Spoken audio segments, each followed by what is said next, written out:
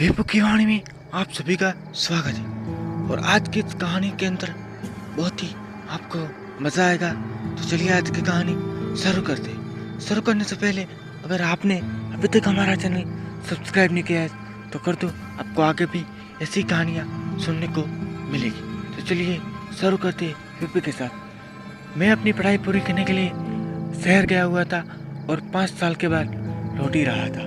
तभी बीच में आके जो मेरा मामा का कॉल आता है और कहता है, अरे बहन जी तुम ऐसे घर मत जाना, यहाँ बीच में ही उतर जाना और मेरे घर आ जाना का 2-3 दिन रुक के फिर अपने घर चले जाना। मैंने कहा पास में ही बीच में ही अपने मामा का घर आता है तो मैं वहाँ पर 2-3 दिन रुक के फिर घर पे चला जाऊँगा। मैंने वहाँ पर रुकने का फैसला किया। ट्रेन चलती रही और थोड़ी देर में मेरे एक स्टेशन आ गया क्योंकि वहाँ पर मुझे उतरना था और वहाँ से ऑटो लेके मेरे मामा के लिए जाना था। तभी मैं वहाँ पर उतर गया और बस स्टैंड के स्टेशन के पास जाके, रेलवे स्टेशन के पास जाके मैंने कुछ खाने की चीज़ ले ली और फिर वहाँ से पानी पिया और वहाँ से ऑटो का इंतज़ार करने लगा। काफ़ी देर हो गई थी लेकिन कोई भी ऑटो या रिक्शा वाला नहीं आ रहा था। तभी एक रिक्शा वाला आया और कहा, अरे कहाँ जाना है, आओगे क्या? मैंने कहा हाँ भाई जाना है मुझे बहरीन, तुम आओगे क्या? बहरीन नहीं भाई, तुम मुझे नहीं पहुँचा पाओगे। मैंने ऐसा बोला क्योंकि यहाँ से 15 किलोमीटर है और तुम्हारी साइकिल कि ऑटो रिक्शा में नहीं तुम मुझे पहुँचा पाओगे। इतना कह के वहाँ से निकल गया और थोड़ी देर में एक ऑटो आया। ऑटो वाला आके कहा, अबे भाई कहाँ पर जाओगे? मैंने कहा भाई शहर से जाना है, तुम आओगे क्या? उसने कहा हाँ फिर ठीक है चलो मैं तुम्हें छोड़ देता हूँ। फिर मैंने बैठ दिया और मैंने कहा भाई मैंने आपका चेहरा कहीं देखा हुआ है। उसने भी कोई जवाब नहीं देगा और ऐसे हमारे बीच में बहुत कुछ बातें होगी और बातें करते करते मैं बहुत ही थक चुका था। उसकी वजह से मैं नींद में आ गया और सो गया। फिर बाद में जब मैं उठा तो एक ऑटो सुनसान फॉरेस्ट जंगल में खड़ी हुई थी और एक छोटा सा मकान था, उसके अंदर से कुछ लाइट आ रही थी और वो उसमें पता नहीं कौन रहते थे। लेकिन मैं उठ के आवाज़ लगाने लगा, अबे ऑटो वाले भैया कहाँ पर गए, मुझे देर हो रहा है जल्दी आओ। ऐसा बोल ही रहा था लेकिन कोई भी जवाब नहीं मिल रहा था।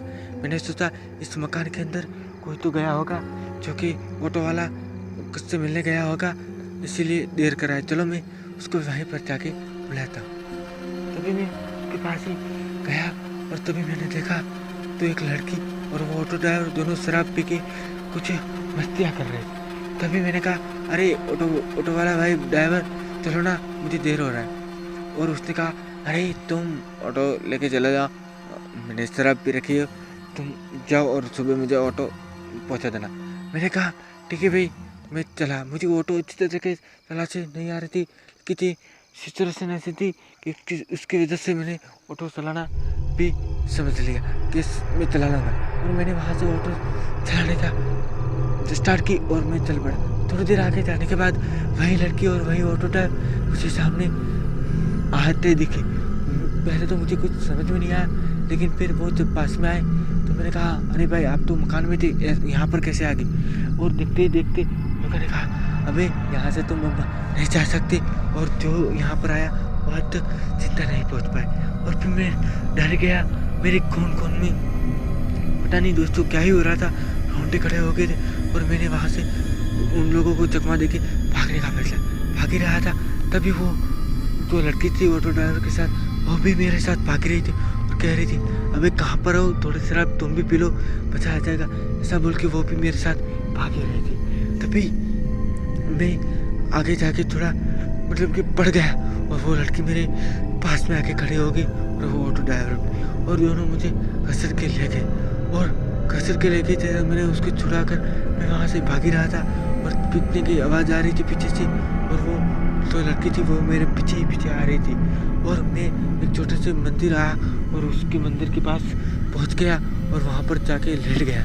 और फिर थोड़ी देर में मेरे मामा का कॉल आया और मैंने उठाया और मेरे मामा आए ऑटो लेके और मुझे वहाँ पर घर ले गए। और फिर मेरे मामा ने पूरी बात बताई कि जो भी उस जाल में फंस जाता है वो कभी जिंदा नहीं बचता। और दोस्तों आज की कहानी में बस इतना ही, मिलते हैं नेक्स्ट कहानी में, तब तक के लिए